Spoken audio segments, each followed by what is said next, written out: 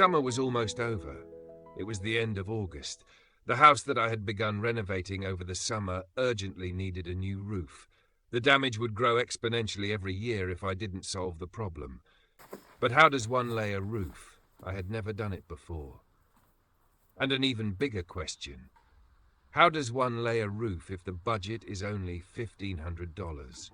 I was torn about the task, but did I have anything to lose? It could hardly get worse than it already was. I googled around on how to lay a roof and came across many fancy projects with beautiful roofs and solid groundwork, but no one with conditions similar to mine. I began to improvise. I should be able to keep the old tar paper and use it as a base layer. The house wasn't going to be used as a dwelling, but more as a storage shed, so it should be okay. So how do you start? I first thought about getting a scaffolding, but it would almost be more expensive than the roof itself, so I had to forget about that.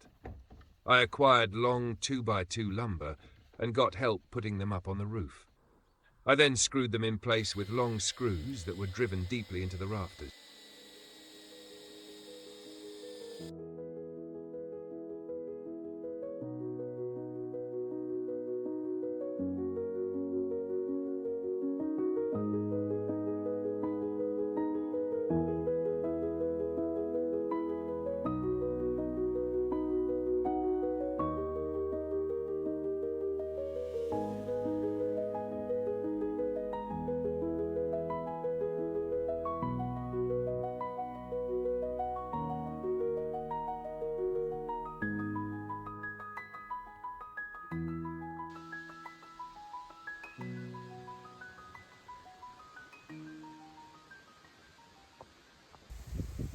So far, so good.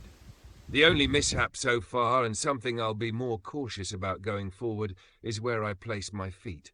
Twice I stepped right through the tar paper. Fortunately, it turned out fine.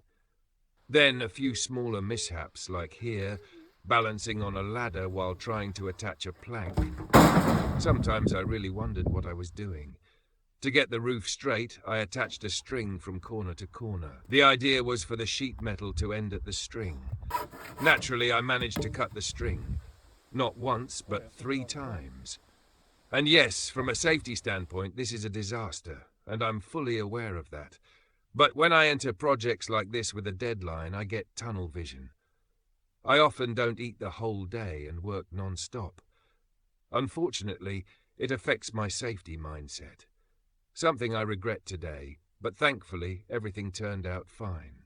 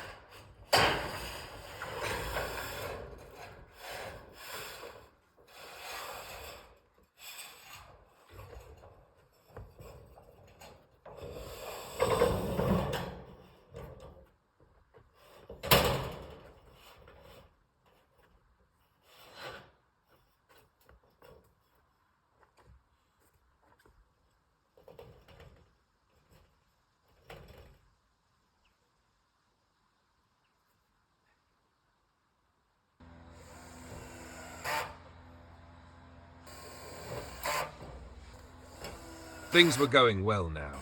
Getting the sheets up felt fantastic. With each sheet that went into place, my confidence grew. I did manage to scratch a sheet or two, but it didn't bother me. I filled the scratches in with hammer varnish. I had trouble getting the screws to attach to the sleeve on my drill. I heard there were magnetic holders for the roofing screws, but instead I used adhesive putty. With two sturdy beams leaning against the house, I was able to lift the sheet without any major problems. The feeling when the last sheet went into place was incredible. I had almost reached the finish line, and I knew now that I would make it.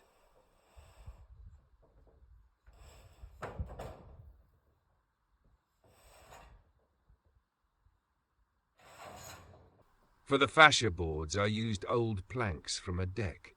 The backside of the planks was really fresh, and it felt good to be able to reuse them.